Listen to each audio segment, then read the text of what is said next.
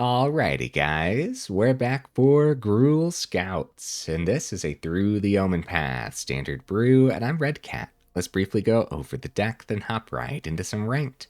But first things first, we built this together over on the Twitch channel. Nice. It's actually based around Vaan, Street Thief, 3 mana 2/2 legendary creature human scout.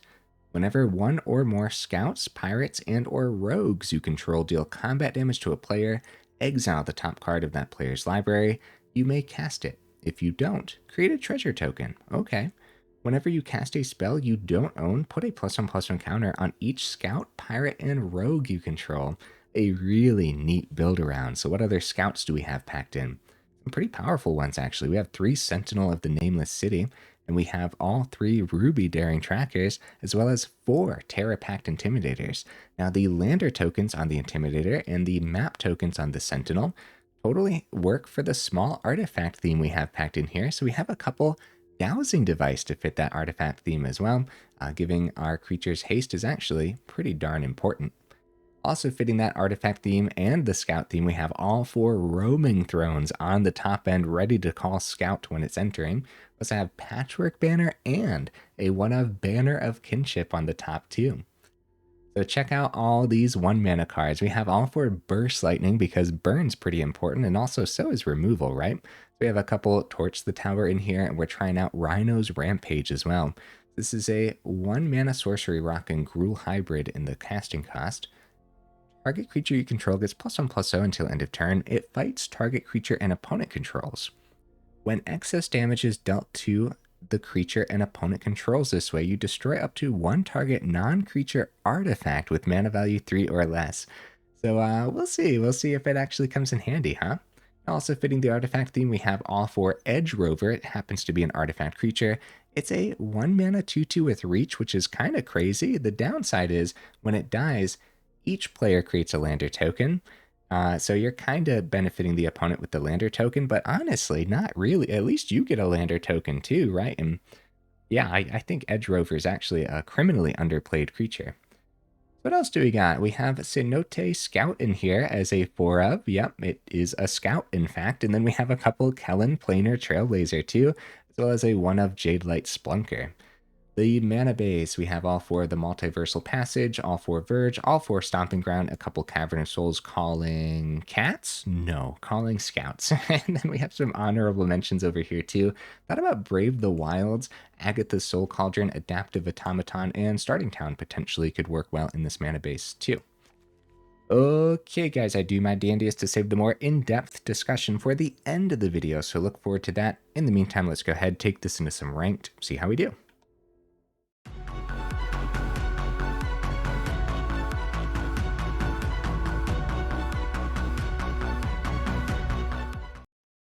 All right, we'll see if we can get right into that first game. In the meantime, what am I expecting from the build? I'm expecting around a 50% win rate, and I'll be very happy with that. It should be a lot of fun. We had a lot of fun playing this one on Twitch, that's for sure. All right, opponent goes first, which of course is unfortunate, but we can't complain about this hand. All green, get the Edge Rover down. Gladly pay the 2 for a turn 1 Edge Rover for sure. Okay, Dimir colors is a little concerning. Go Edge Rover. Number 2, keep the Burst Lightning open if we thought this was tempo. Could be. Start with the swing then at that point, right? Nothing stuck. Alright, let's get a counterspell out of the opponent's hand then. In fact, getting a counterspell out of the opponent's hand, most likely the Dimir control version and not the tempo, but it could still be tempo. No, they pass it right back. This is a very scary deck list, guys, because all they wait for is getting to their turn 6 board wipe. In the meantime, they just try to control everything leading up to that turn 6. Alright, I don't think we start playing around the counterspells now. I think we run right into it until something lands on the board. going wide before turn 6 could work. I think we just go for it. Right into Sentinel, see what they do. They don't got double blue, so it's not a 3 steps ahead at least. There we go, guys. Yeah, no double blue on the board. We got away with it. Let's see. Let's see their discard here. It's going to be a Fountain Port, so they must already have the mana necessary to eventually cast the board wipe. So we got to go, man. We got to really go. At that point, too, it doesn't always have to lead right into the River Churn on the following turn. They could, in fact, miss the River Churn. Ironcrag Ramp. Oh, no, guys. That does mean that they could have the 6th mana next turn. Can try the Vaan before the swing, which is not terrible. That's actually pretty darn good, right? Let's do that.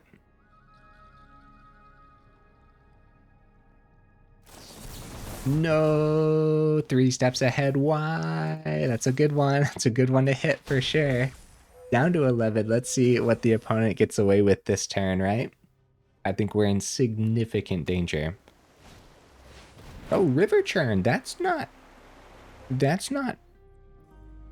game yet, right? Oh, Vaan number 2. Okay.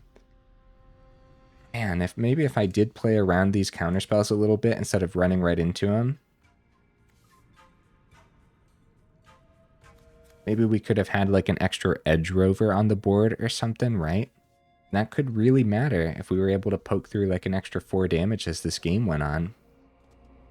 Alright, let's try the Vaan. They only got 2 cards remaining in hand, guys. And since it was a River Churn turn, there actually might be a real case that they don't have the Singularity, which I believe is some part of the name of that board wipe that I just always call the 6 mana board wipe. I gotta learn the name eventually, right?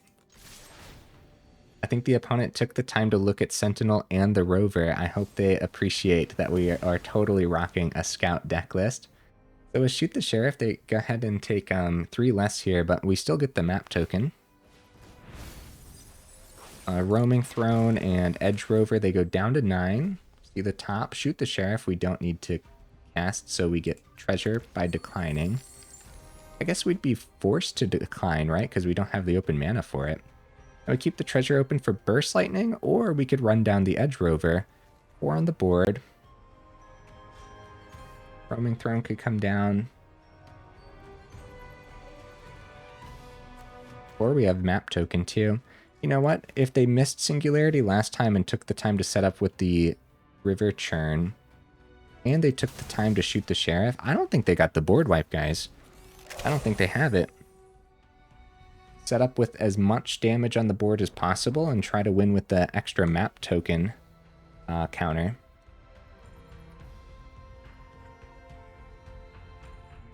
They're looking at the River Churn. Okay, they start with a mill for 2. Okay, it's really anyone's game here for real, guys. I'm pretty pleased that they missed. Start with the map token. Yeah, these deck lists do not miss very often. I'm going to keep Sentinel on top here. And we could try to reestablish a board after whatever card's left in hand is spot removal, right? So probably Kellan. So no more map tokens. Kellan and Burst Lightning, or Jadelight Spelunker and Kellan potentially too. If it's spot removal, they probably want to hit the Vaan since we still have 2 mana open. Go Demolition Field on the Verge. We grab a second red, it's fine. We still have Kellan and Burst Lightning for the turn, so I'm sticking to it, right? Even though green would be a good decision too.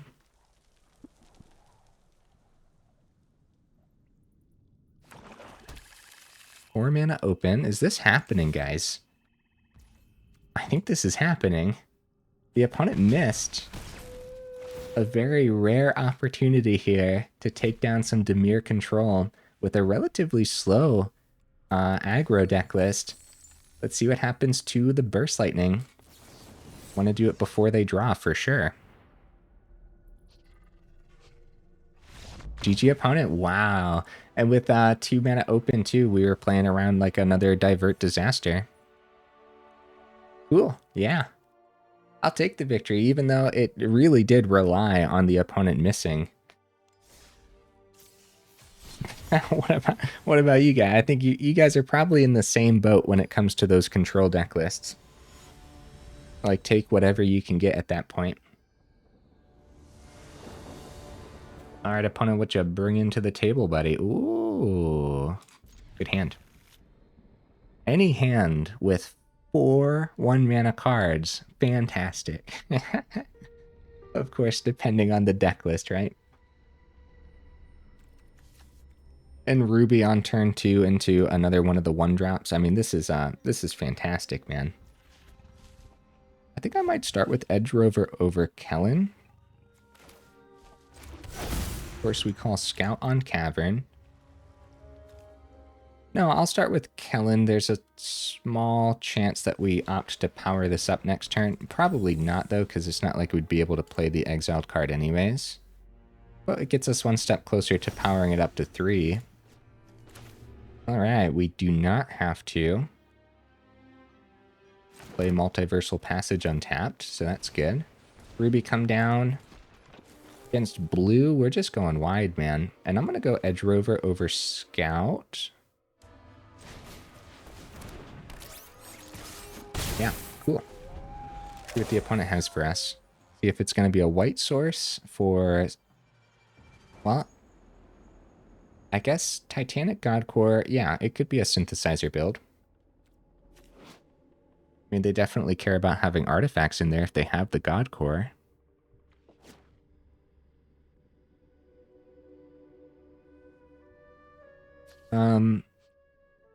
And at this point, too, any of our 3 mana cards would be great. Like, a Vaan off the top would just be disgusting, right? That would be really good. Oh, Simic colors. Nice. This could be like... Oh. Oh? It's Bant. Dragons? Bant... Well, Cash Grab. Bant Graveyard? Bant Reanimator. Yuna. Yeah, dude, it's Yuna. Oh, I had to riddle that one out, didn't I? It's probably Yuna. We'll see, though. Hey, like I said, any of our 3-drops would be really good. Sentinel's decent.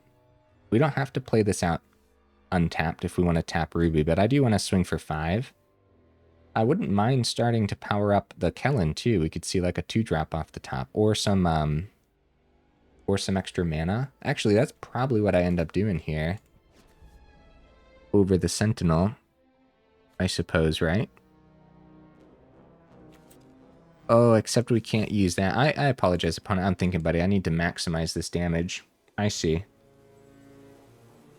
I see. We'd have to tap Ruby. We could go Multiversal Passage first then, I suppose. But now if we see mana... See 1-2 open. If we see mana off the 2...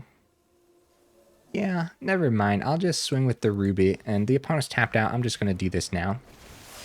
Before combat. We do have the map token off the Ruby too, I suppose. And the map token could go on to the Sentinel. Which is kind of neat. We'll do that next turn, though. A map token counter on Kellan could be good too if we eventually get this to double strike. But next turn, if we get map token on Sentinel, if we do get the counter, it'll be 4 power, which does boost the Ruby when it comes time to swing. Knows Rampage, they got 2 open here. Nothing for us to remove. Let's start with the map token and see what's on top. It's going to be mana, which we can hold off on playing, as I do believe we're just going to go ahead and power up Kellan's first ability. Go for the full swing here. Extra map token. One is down to 3 and in danger, guys. We see a Terrapact Intimidator. Unfortunately, not going to be able to play that. We have Torch the Tower open or just map token for the turn. I think I'd rather keep Torch the Tower open here. Especially since we can bargain it with that map token too. Yeah, nothing to deal with our board state. I mean, the opponent's just in significant danger. They do go down to 1 here. They go Kona. Oh, I should have known it was Kona, guys. Right. I think Torch the Tower bargain just saved our life. Keeping that open's crazy. So much so, by the way, guys, I'm gonna full control just so there's nothing crazy. As soon as priority passes, like right now, I'm doing this, right? Bargaining on up, Kona. Map token. Resolve. Yeah, I get paranoid about when I need to full control and whatnot, so I just do it just in case. Good game, opponent. Kona, why didn't I think of that? I'm over here like, oh, Bant Yuna, like, wow, that's neat, right? Actually, Bant Yuna would be pretty darn neat. Like, Kona was everywhere for the first couple days of the new set, and then I haven't seen it in a little while. I guess that's one of the reasons why I had no idea what we were playing against. Yeah, the station lands definitely make the cut in Kona. Also, as far as like Yuna goes, I don't know what they would care about with artifacts too. Well, yeah, I don't know. I'm dazed, lost, and confused, I suppose. We go first. Wowee, look at this. All right, guys. Hey, while I have you here in the early-ish, middle-ish of the video, make sure you check out that description where we do have the Discord link as well as the Patreon link too, if you're interested in joining either of those up or supporting the channel that way. And then also, guys, for the YouTube side of things, if you like the video, make sure you actually drop it a like. If you enjoy the video, sorry, if you enjoy the channel, consider subscribing. Really does help out the channel, so thank you. I think like going wide versus starting town would be a little silly because we have no information about the opponent's deck list, because it could easily just be turn 3 Pinnacle Star Cage and then we cry ourselves to sleep after having a beautiful wide board state of scouts. To go ahead and give us some landers here, which tells us that they might not have spot removal ready for a 4-3 Intimidator. So Ruby's really good.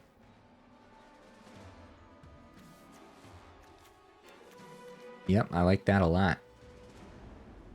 I'll start with the swing. The lander tokens is also pretty good here, guys. It would be decent to get us one step closer to the throne.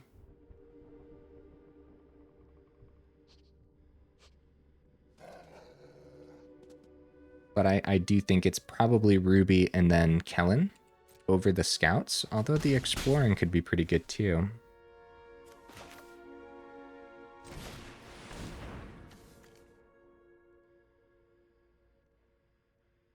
Maybe the starting town's a blue source then. It's going to be a virtue. Oh, maybe just Boros tokens. If Scout doesn't hit the counter, it can't get past the knight. But Ruby's also not getting past the knight either. Yeah, we're going to start with Scout. It's on top here. It is going to be a roaming throne. We're actually going to send that. We're too far from the second roaming throne for sure. And hitting the counter on the Scout was really good. So we can at least still swing with 3 of these and not really worry too much about the trades. It's going to be the 3rd roaming throne, guys. Holy cow. Holy cow. So, lander, we could set up for next turn. It is probably going to be lander, one of the 1-drops, I would say. Let's start with the swing, with all of the mana open. Yeah, Ruby's ability with Throne is actually kind of crazy. The ride's end. Okay, so no extra lander benefits from the Rover. Kind of works out, right? Because the opponent is missing their 3rd too, so they would have actually appreciated the lander probably. Gotta take it down to 8. Probably keeping the knight around because they probably have Caretaker's Talent in the deck list, right? So we can keep the lander open for their turn. Could also just find mana on the Scout, right? I guess Scout over Kellan again. A torch the tower, which is actually okay enough to keep here, I suppose. Actually, it doesn't really matter because we're going to shuffle it in. What really matters, I guess, is just getting another 2/2 down. Yep, totally fine. It's either we send this, look for land on top, or we just go lander still and stick to it. Atali's favor. Uh-oh, guys. I hope we didn't just die. I hope that's not the end of the game, but we'll see here, won't we? Yeah, that's scary. Oh no. Oh no. Right. That's really good for the opponent. 2/3 lifelinks can block everything on this board state, and they do go for the swing here, of course. We'll take that down to 17.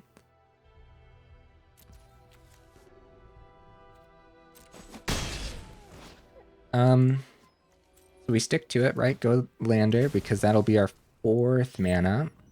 Grab a mountain. Banner of Kinship is actually really good, man, but will we find mana off the top next turn to play into that? Or is the opponent going to find another Discover card, too?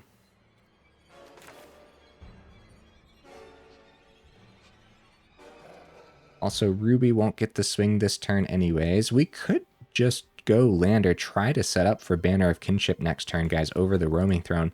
Give me 1 second, opponent. I apologize. I'm thinking we gotta play this out properly, you know? So we still go Kellan. We're setting up wide. We hope that the opponent misses some of the Discover. And then we, with our 5th mana, hopefully Ruby survives first of all. So yeah. Yeah, this is fine. We go Kellan. Lander for the 4th. 5th is the Ruby. Banner of Kinship, call Scout, and then maybe we can actually get past the Sage of the Skies. How do you guys like that play? We're being a little patient. I think Roaming Throne would have been really good too, eventually being able to swing in with Ruby, but okay, Atali's favor. Probably grabbing another Sage of the Skies from the deck list, and I was wrong last turn, right? Because I was like, oh, we're probably just going to die. But, okay, Atali's favor, right? So, I guess that could hit the Sage of the Skies now, right? And then that comes down with the token. I mean, we're okay. We're totally fine. We got a great swing here. We'll take the 9 gladly. They actually, okay. Yep, we take the 9. They go back up to 14. Vigilance on that might really save them next turn. I'm not sure because next turn is a Math is for Blockers turn for sure. Okay, grab the Forest. I guess the problem is we won't have the Ruby swinging in, and they have 3 blockers. And then they'll have 6 in the air. I guess we're still in significant danger. I guess 5th mana off the top, so that way Ruby could have attacked would have really helped. Either way, this is going to be a really fun turn, huh? Yeah, look at that. That's a chunk of creatures, dude. Now, they do have lethal in the air regardless, so we have to force a block somewhere, so we might as well go for the full swing. They have to block at least... No, they have to block 3 of them, guys. That's perfect. Oh. No, they don't, because the lifelink happens first. Crap. Oh, no. Hey, good game, opponent. That was anyone's, right? I think so. A little bit more mana that game could have really come in handy, but I'll say this. The lander tokens really helped us out. We have to remember, too, that the lander tokens do thin the deck list, and there's not too many lands packed in to begin with, so... Yeah, neat. It's a really neat deck list, isn't it, guys? Yeah, when we played this one on stream, just kept going. It's just so much fun. It's just such a, like, different style of deck list, and then Gruul is already one of my favorites, right? It's always like back and forth for me. Of course, mono red, right? But then it's always back and forth between Boros and Gruul as my second favorite. But it's probably Gruul most of the time. All right, Dowsing Device might do the thing this game. Yeah, with a limited amount of mana, I do wonder, especially in that game too, we saw a lot of the Roaming Throne, but it didn't do anything. I do wonder if we could go down to 3 Roaming Throne, which I think is what we landed on by the end of stream, but I really wanted to see it today for recording. Oh, guys, I've been fooled by the Cavern of Souls. We do not have a red source for most of this hand. That's a problem, man. I probably should have mulliganed. This could easily be my fault if we miss a red source for the rest of this hand. First of all, Kellan was a good draw, but any mana off the top would be pretty good here too. Even if it was a forest, at least it gets us one step closer to the Roaming Throne. But of course, a red source off the top so I don't get super punished would be preferable. Up against some Dimir tempo. At least it's not Dimir control, right? Alright, it's another red card. Go for the swing. I should have mulliganed. What have I done? Oh no. I'm sorry, guys. Let's see how many more turns we get punished, or maybe we won't get punished next turn. But probably the rover, because we can use the lander right now. This works out, guys. This actually works out really nicely. They swing for 2. Yeah, rover's a crazy creature. Alright, I'm just going to activate this now because I don't like holding up the opponents. Grab the mountain. Yeah, there we go. Alright, 4th as well. Very nice, guys. We could activate Kellan's ability first. Swing. If that's not a stab, we see 1 off the top. Could just be thrown, too. Yeah, let's just get the throne down, huh? And not worry too much about anything else. We will start with the swing, though. So nothing stuck. Yeah, Throne's Ward 2 comes in handy very often. So just establish that, especially against Dimir tempo. They got a bunch of things that like to target. They got had to use the lander token as well, getting them up to 5. Oh, it's Esper with Bleachbone Verge over there. Optimistic Scavenger comes down. Guys, this is Esper Pixie, probably. Oh. So Torch the Tower, both Burst Light, and everything in hand's great, except Dowsing Device is probably too slow for what we're up against. But even so, we're still not going to be able to double down on a lot of this. And Spyglass Siren going up to a 3/3. Probably going to need both of these burn pieces. I'm gonna send the Dowsing Device, unfortunately. Based on what we're up against, I think all this extra, even though we can only play 1 a turn right now, I think it's going to come in handy. And of course, we can... Ooh, Patchwork Banner has got to be the play here. Call Scout. That's a good draw, man. That's a really good draw. So... I don't think they end up chump blocking, but I guess I'll take the chump block over anything else. Chump into the 5? Or we just take care of it now. If they take the 8, we could have lethal in hand. Yeah, I guess we'd prefer that. They should chump while they have the chump, but they might not. They might just take the 8, and then we have 4 in hand with the double burst lightning. Uh-oh. Uh-oh, opponent. Oh, man. Double burst lightning, huh? For anyone questioning the burn in the deck list, I guess. There you go. Cool. Just really cool stuff. Yeah. I'm still expecting it to balance itself around a 50% win rate overall, but boy, it's fun. One more, guys. Let's keep the ball rolling. We're making really good time. I don't know how many games we've played already, but it feels like we've played like 4? Did we play 4 already? That's crazy, man. Yeah, we'll get the 5th game here in. Or the 6th game. Wait, how many games did we play for real? Okay, here's another one where it's easy to let the Cavern of Souls fool you into thinking that you can cast things like Dowsing Device, but no, it's just the Scouts. But this one's actually much more keepable than the last one. The last one was super sketchy. This one we'll actually give it a shot and see what we can get up to. All Scout, and probably just go right into the Cenote Scout here. See what's on top. I'd like to usually push more damage through, but I'll keep the Intimidator. Yep, pretty good. Especially a Storm Chaser's talent. Okay. Rhino's Rampage can pop the Otter over the Intimidator. That's actually probably pretty good because we can still get the Kellan down, or the Edge Rover, actually.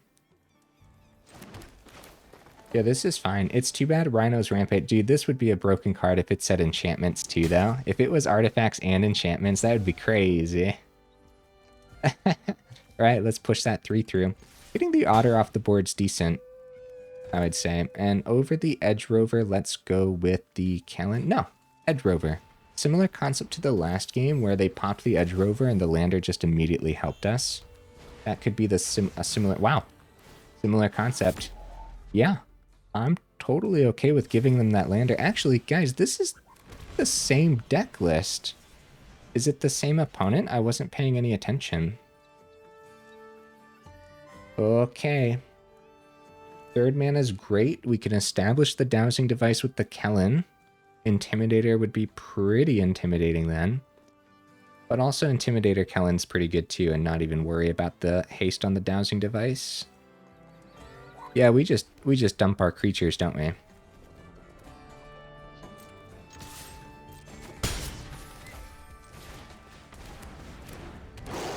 Do their decision. Probably the landers. With Momentum Breaker being in their deck list, you want to start with the Intimidator to give them the toughest decision, I suppose. If it's another Momentum Breaker and you start with Kellan, then they probably go landers regardless. They do go counters here, which tells us they probably got some spot removal ready for it. And against Esper Pixie, it could easily be a nowhere to run. So they do go for bouncing the Momentum Breaker. So we get to keep the Intimidator around and just go ahead and pop the Scout, probably. We keep Kellan because there's a lot of potential for growth. Alright. Sentinel of the Nameless City. I think that's great to play for the turn, but I also think just establishing Dowsing Device is really good too. Even deck thinning would be alright here. So this is probably a good enough trade for us here. If they don't trade into Kellan, we'll put the extra 1 on the Intimidator, because at least Kellan would get through then. I think I'd prefer that they chump, actually, so we can keep Kellan around. So they do just decide to take the 5 here, which is still pretty good for us, man. 5 damage is a chunk of damage. And now if they find removal for the Intimidator, we have a hasty Sentinel with Dowsing Device established on the board. Fear of Isolation, nice. With their 4th mana open, Momentum Breaker comes back down and pops the 4/3.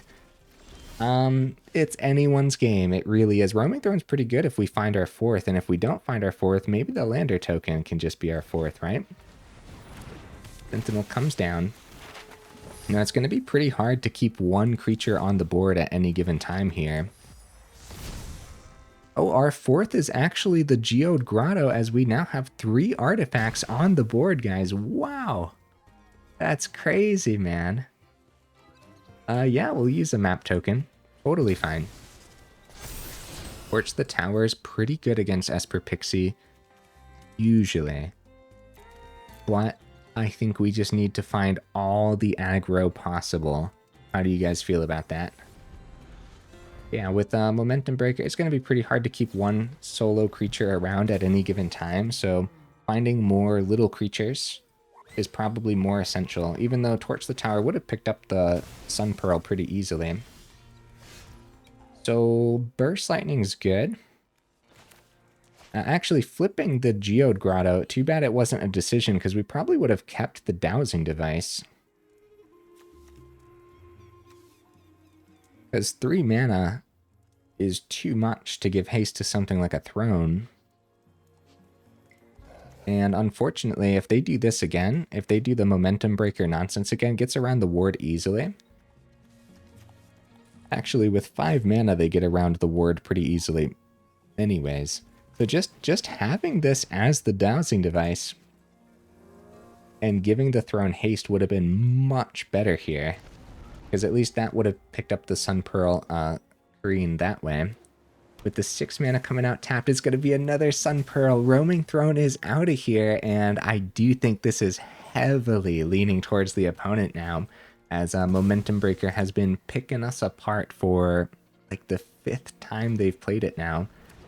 And a Sun Chaser's Talent. Sorry, Storm Chaser's Talent. It's a Stomping Ground. Uh-oh. Uh-oh, guys. Luckily, they're out of cards in hand now, but...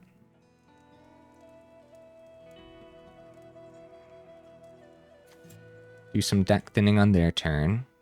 Still have the Burst Lightning open. So we can play this out tapped successfully. We could also play it untapped, I guess, and kicked it to the opponent's face for 4, and then maybe we found, like, maybe there's a Burst Lightning chilling on top.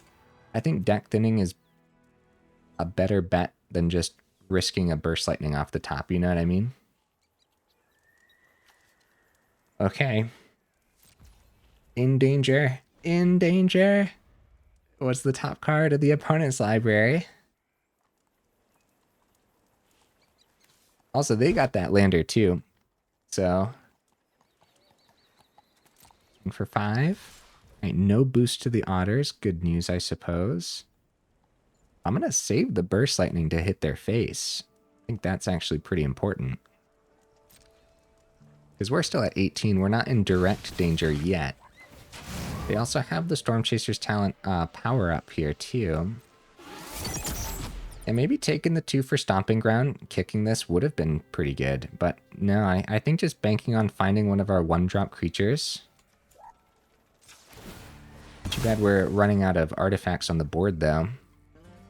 Yeah, we want to do some deck thinning so that way we don't draw mana, hopefully. Save Burst Lightning with some patience. We do find mana. Uh-oh, guys, we only got a couple more turns of that. Now is the time to go ahead and kick this to the opponent's face. There's still 3 more Burst Lightning in the opponent's deck list. They got 2 cards in hand we don't know about.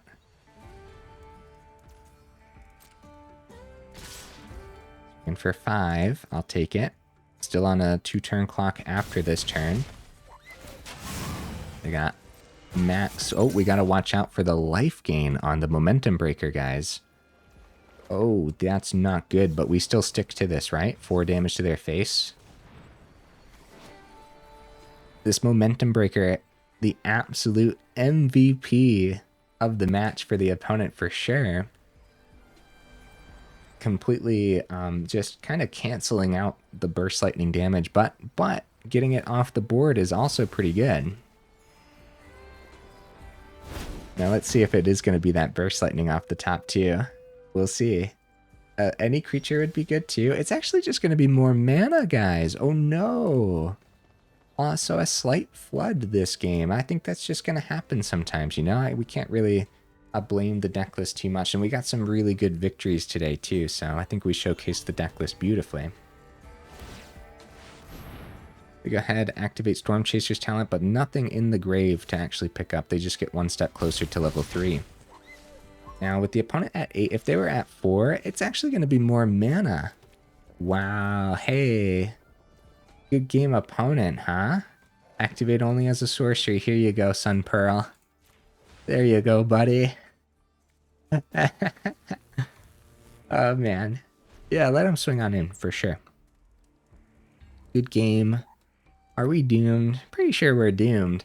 Now, in this match, we ended up using a couple lander tokens. That's pretty important. Oh, Enduring Curiosity. Nice. 2, 3, 6. We had 9 land in the top 18 cards. Remember, we did rip some land out of the deck list with some landers, but I would count that as a flood, actually, especially since that's half the cards we saw throughout the match, but then we barely have any mana in here, too. So I think that could have gone either way.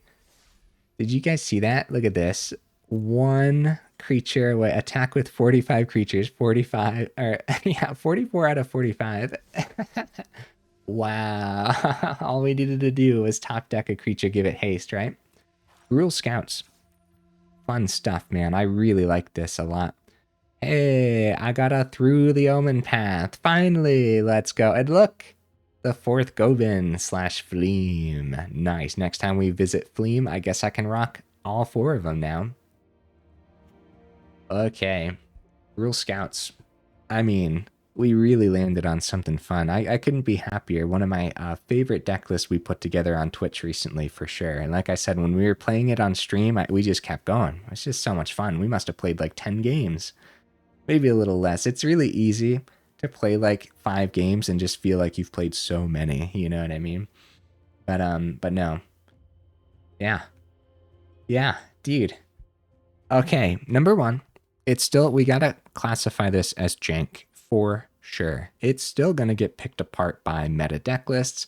That being said, a lot of fun packed in. If you got all the cards, definitely give this one a shot. Get back to me. Let me know if you have just as much fun as I had with this list. If you don't have all the cards, this is a worthwhile one to put on the do not craft list. It looks pretty expensive, doesn't it? Let's do some rearranging. Throne, Banner of Kinship, Sentinel, and Vaan are all rare. Kellan's rare. Actually, this might not be as bad as I was thinking. And Spelunker's rare. We got some commons, uncommons. Uncommon, uncommon, uncommon. A pretty healthy chunk of uncommons. Not too many commons packed in. And then of course, the rares in the mana base too. Luckily, these can be played in other lists as well. And Cavern of Souls being the only mythic in the deck list. So only after we moved the mana over does it look super expensive. But there's also just like a lot of things here too, where if you waste your wild cards on them, they might not appear anywhere else, right? Like Throne has always been a pretty fun one in these types of deck lists where you call a creature type and it works in a whole bunch of different things. But do you really want 4 of them? You don't need 4. We could have 2 in here and still be quite successful. I went up to 4 for the video because I really wanted to see it do the thing today. It really didn't overall. I would just go up a second Patchwork Banner instead, or any of the roaming thrones that you're missing, go up the Patchwork Banners, or another of the cheaper options in here too. Maybe you need even more early spot removal, go up a couple Torch the Towers and drop some of the other rares. Even Sentinel of the Nameless City could work as just a one of in here, I suppose, right? But remember the Sentinel and the Terrapact Intimidator and the Edge Rover and Roaming Throne Banner and Banner of Kinship on the top end too. All that's working with the small artifact theme packed in for the Dowsing Device, which I would say actually did the thing and did it really well in that last game. We were realistically just waiting for better draws, right? So yeah, maybe this one deserves a craft a little less based on your collection. So maybe you have most of the cards, but you're missing the second Kellan, right? Don't craft the second Kellan. Just play the one, be happy about it, and go up something else too. And Rhino's Rampage is definitely a neat one, but this could be your removal of choice easily, right? You still want something that hits artifacts, maybe. You could go up the Abrade. Maybe you just want to hit the opponent's face, go up a couple Lightning Strikes instead. However, we did see today that it does help us push a little bit of early damage through. Maybe if you actually went first versus a mono-green landfall, you can pop their Llanowar Elf early and swing in for 3 early too. That really matters, that little bit of extra aggro push. So I like this. I'll definitely be trying it out again in other deck lists for sure. Yeah, cool stuff, man. Ruby as a 3 of, even though it's a legendary creature, we went down to 2 on stream, but I went back up to 3 because Ruby's just kind of incredible. Even when it is just as simple as a turn 2, play another 1-drop from hand, now you're pretty wide with scouts too. So Yeah. Yeah. Maybe you only got 2 roaming thrones. You do not have to craft the other 2, right? Again, just go up something else that you already do have. And then the one thing that might be pretty tricky to play without is actually Vaan, since it is the main build around here. I guess it would have been nice to see more Vaan today as well for the showcase, but I'm still pretty satisfied with what we were able to showcase in the deck list overall. Vaan's a really neat one. And if you only got 2 of these, I guess that's the same concept, right? You don't need to craft the third. You could totally live with 2 of them in here. But one of them, I don't know, man. You might just want to look at other deck lists at that point. But maybe you could craft the second. Maybe. If it just looks like the most fun you'll ever have in Magic, I suppose. I'm always very hesitant to tell people when to waste their wild cards, right? Because Vaan's not going to make the cut in too many other deck lists. That being said, we did brew a Grixis Vaan deck list with Pirates, which is going to be a pretty fun one to visit here soon too. So yeah, it's a neat build around. It really depends on your style of Magic and how much you like janky deck lists too. Then there's also ones like Jadelight Spelunker. If you don't have that, you don't need this in here. You could totally go up something else too, but I do like it as the one of in here still though. So I'm not saying like, oh, I don't like those cards to take out. I'm just saying they're not entirely necessary overall. Okay, guys, I actually think that's everything already. Yeah. I think the deck list showcased itself beautifully. Don't really have much else to say here. Guys, if you made it this far into the video for real, y'all are champions. I super duper appreciate you, and I will see you in the next video.